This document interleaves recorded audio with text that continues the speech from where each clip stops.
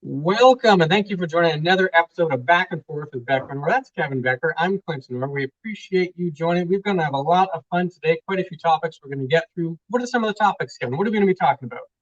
Well, things that we want to look at today, we're going to be looking at whether or not there should be a tax on people working from home. We want to talk about a few other things along the lines of whether the NHL will have a season. We're dealing with the game show Jeopardy, as well as principal residence exemptions, to mention a few of the topics we want to see today. So yeah, it may not be 60 minutes, but we're going to give it a good shot. You fit that in there. I like it. Perfect. And we'll get to all. So what do you want to start with, Clint? That's right. A reminder, we're always happy to help out. If there's a topic we don't cover, just let us know. You can reach us on the website. You can see it down there on the bottom, beckorr.com. You can hit us by email, phone call. You can even like or subscribe to this YouTube video or check out some of our other videos. Lots of ways to get a hold of us. We're happy to help out. So let's dive in. We're here. We want to help. By all means, give us a call. That's right. You're ready to go? So what do you want to start with, Clint? I'm going to lead off. We'll start with the work from home tax.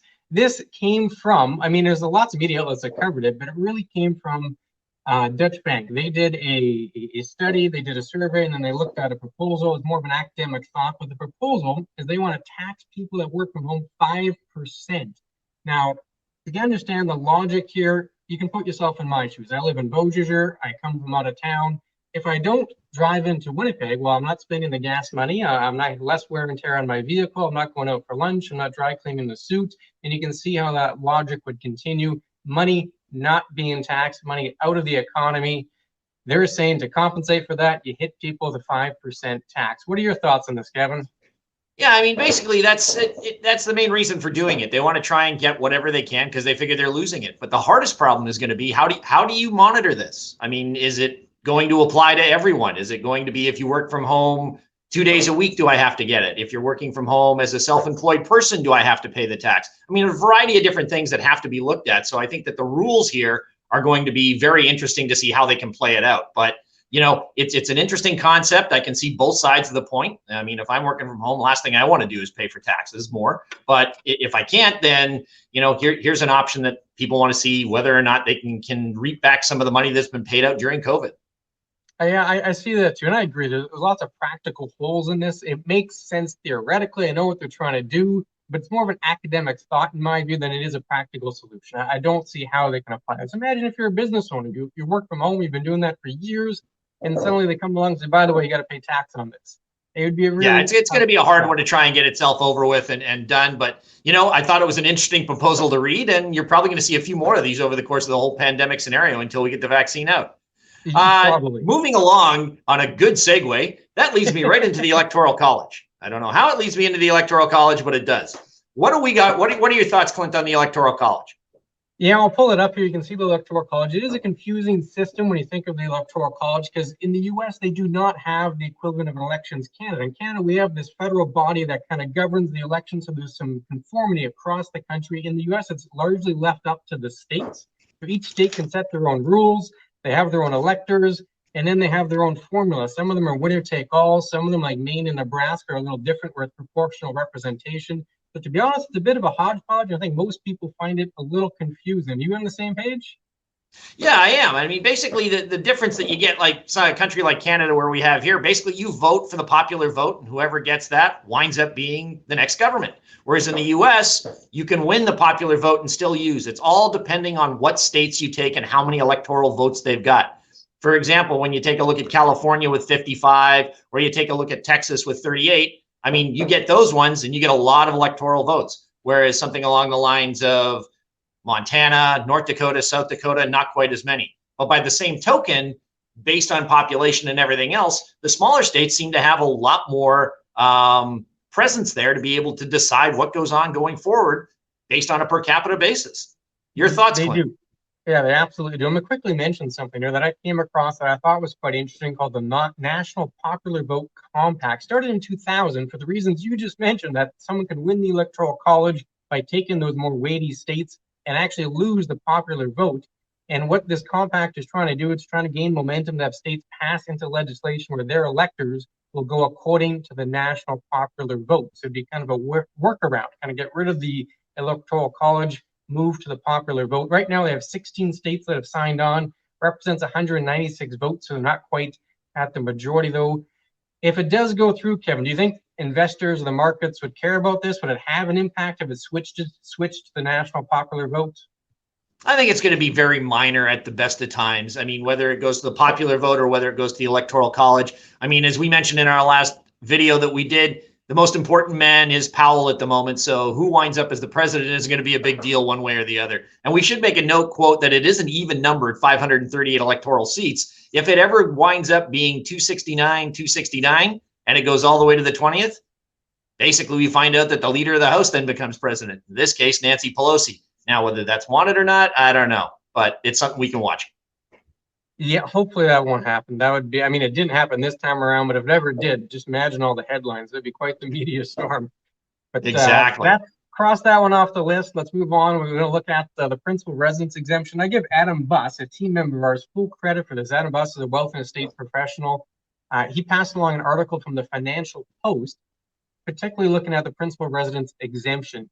Now, when Adam passed this along, I went through the details. I'm not going to go through all the details here because there are quite a few, but the idea with the principal residence exemption is that when you sell your main home, it's tax-free. You don't have to worry about it. However, if you had a rental property or a second property, that one you'd pay the tax on. And in this particular story, there's a couple. They bought and sold 5 homes in 5 years and claimed every single one was a principal residence. And CRA came along and said, that's not going to happen. CRA I don't think I'd still be married if I went through 5 homes in 5 years. My wife may have a problem with that one. Yeah, we didn't get into the marital aspects of it. They didn't touch on that in the story. Exactly. No, but as you mentioned there, I mean, I think a lot of this has to deal with the fact that they're trying to eliminate those that are casually doing house flipping. And, you know, it's a big factor. I mean, every time you watch TV, there's a whole bunch of these different shows. Let's renovate this, let's renovate that and sell it and see what they can get done. If it's not your primary business, yeah, okay, you're making a few bucks here and there. But I think the government nowadays is starting to see that more and more people want to do some of these things, low interest rates, the whole 9 yards. So it is something to be concerned with. And as you mentioned, the article does have a variety of 5 houses in sort of a 6-year period. And that seems to be a little excessive to me as well. Yeah, and that's what the judge thought too. The judge came back and said, no, you don't get it in every single house. They're going to have to pay tax on a couple of them. And I think this speaks to our broader item. If you put it into today's context, the governments are spending lots of money in the pandemic. There's lots of speculation. One day the money's going to have to be paid back. So there could be taxes. There could be additional programs. Do you think the principal residence exemption could be taken off the table here? Could it be something they go after in the future?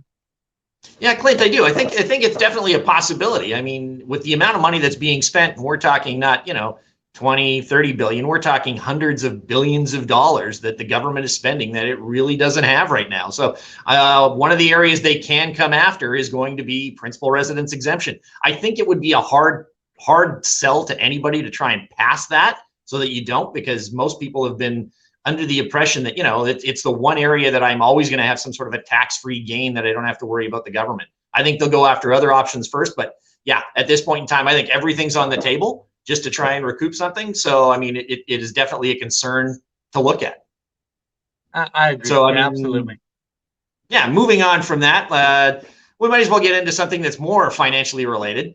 The NHL. It's a topic I can usually dangle on, but do you want to tackle what you think is going to go on with the season this year, Clint? Let's get into it. We're both pretty big Jets fans. And the season over the summer was okay, but we're looking at 2021. There's lots of potential obstacles there. I think the big question is it even possible? Do you think they're going to get a season done this year? Yeah, I think just based on the way things are going right now that there will be a season. I mean, the date right now is January 1. And as we keep moving through November, I don't know that that's a hard line date. More experts are saying that, January 15th or even the beginning of February is probably a more realistic date time frame, just because you're going to have to start up with training camps. You've got to negotiate with the NBA to see when the arenas are going to be used, because a lot of these teams share the same arenas. And in particular with the NHL, as opposed to most of the other big four in the in North America, you've got a Canadian division. And with no border crossing, how's that going to work? Are we going to wind up with the 7 Canadian teams playing each other? How's that going to go on? So, yeah, I do think it's going to be a season. I think you're going to get it shortened somewhere between that 48 to 60 game time frame. But I don't think they can afford to go dark for a full year. Yeah, I think it's going to be a shortened season as well. You're going to have the other issue which is on the book end of this, is the Olympics, right? The 2021 Olympics Yes. likely going to happen. They postponed it last year, but this year there's going to be some lessons they can learn from all the other leagues. They can take lessons watching those bubbles happen. You have other vaccine news that's come in. So there's a lot of factors that are playing into the Olympics. Probably will be a go in 2021, but hockey does not want to compete with that. They're not going to get any airtime if they compete with the Olympic, which means they have to be wrapped up before the Olympics start. So they're going to have a shortened season at best. Yeah, you're right. And especially for the fact that NBC is the primary broadcaster for the Olympics in the United States this year. And it's also the U.S. station that broadcasts NHL hockey. So if they have their choice, we know which one they're going to pick any day of the week. We'll cross that one off the list. We'll move on to the next Sure. topic here. One you added Jeopardy. What did you have in mind? Well, on the passing, first we want to offer our condolences on the passing of a great Canadian who has hosted a popular game show for the past 37 years, and everybody's become known on him. Clint, can you phrase in the form of a question, who am I talking about? Who is Alex Trebek? Yes, for 200. I think that was Well, one of the daily big things double. we've I been want more dealing with points on the for that. Jeopardy side is, one of the big things on the Jeopardy side is now that Alex is no longer the host, the biggest question is, who's going to replace him? I've heard names everywhere from Ken Jennings, who is on your screen up there, is running. I've heard Gina Davis. I've heard Joe Rogan. There's been a variety of them. And I guess if Vegas isn't going, they're going to have something to deal with. What are your thoughts on this? Yeah, I shouldn't be surprised, but I was surprised. It didn't take me any time at all to find the odds for the next Jeopardy host. This is from a site called sportsbettingdime.com. There are many out there. And you can see they've got 30 names here. And we should mention this is from the sports betting site. It doesn't mean the TV executives are actually looking at these folks. Exactly. These numbers out there. And you can see there's lots. Joe Rogan's on there. They got Trevor Noah. They have Drew Carey. They have Jon Stewart. A whole mix of names. Even Pat Sajak is on there. And I have to highlight one of them here for you, Kevin. The long shot of long shots. They have Donald Trump listed at a plus 100,000. Are you going to take that bet? I think I'm going to pass on it, but I do think he will be looking for a job come January 20th, just based on everything we've seen here. So you never know. Viacom may come out and say, we need somebody that's going to draw in an audience. So Donald Trump's name is there. Yeah, maybe I've got $10 I can spare to put money on that. We'll have to see how it plays out. But you're right. I mean, trying to pick that is going to be an interesting scenario. I don't think it's coming immediately, but I'm sure by 2021, we'll see who wins this sort of a scenario. Yeah, that's right. That's right. And I guess moving on, I mean, there's basically one more question left, as we usually want to get a question from somebody outside that says, okay, there's an interesting topic to know about. I guess today what we want to know is, if Trump concedes, or doesn't concede, should I say, what's the effect? I've gotten that question quite a bit as well. It's a fantastic question of the week. In my view, if Donald Trump does not succeed at this point, no real impact on the markets. I mean, his legal challenges aren't going anywhere. There's a high probability that Joe Biden will be inaugurated in January. Many Republicans are starting to kind of back away from Trump and aren't supporting to the same degree they were just a few weeks ago. So I think there's a high probability it will not have an impact, and that him not succeeding, impacting the markets is not going to be a highly probable event. What are your thoughts? No, I think that you're probably right in that aspect. But if we have to consider being devil's advocate, I mean, I think the longer this drags out, I mean, if we're still going into the beginning of January and Donald has not said he's going to concede and he's going to fight this no matter what and get his rallying going, I mean, if I'm European or I'm Asian, maybe I'm looking at moving my money somewhere else, because I'm dealing with a place where there is no stability. I have no idea who's going to be running this country. I mean, I know I've heard that, oh, he doesn't have to concede to be able to do it, but the longer it plays out, the more uncertainty it creates. There is a possibility that this will have an effect on the markets. But again, I'm under the same opinion that you are. It's not going to make a big deal. I think that eventually it's going to come down to, he's going to have to admit that there is no voter fraud, something's going on, and this is where it comes from. But I think you've got to keep that in the back of your mind, that the longer this drags out, may have a little bit more volatility in the markets. We have to see how it plays from there. That's true. Low probability event, but you're right. If it drags on, then it could have a little bit of an impact there. Well, I appreciate everyone joining us here. Come playing along while I go through the different topics with the back and forth with Becker and Orr. And a reminder, if you do have a topic, maybe something we didn't touch on, you wanted us to touch on, let us know. You can visit us on the website right there, beckerorr.com. You can phone Kevin. He takes calls 24/7, 3 a.m. in the morning. You can dial us Exactly. online. Always around. There are certain topics we will do well, but if you start mentioning some things that fashion, I may have a little bit of problem with that one. So by all limited means, range we're of open to any possibility. question you can think of, but we want to try and keep it as financial as we can. I've had a great Perfect. time doing this so far, Clint. Other than that, I'm going to leave it in your expert hands to close us off here. Absolutely. We're going to have more videos to come, so keep an eye out for that. So we'll see you really soon in another video. Until then, stay safe and take care. You got it.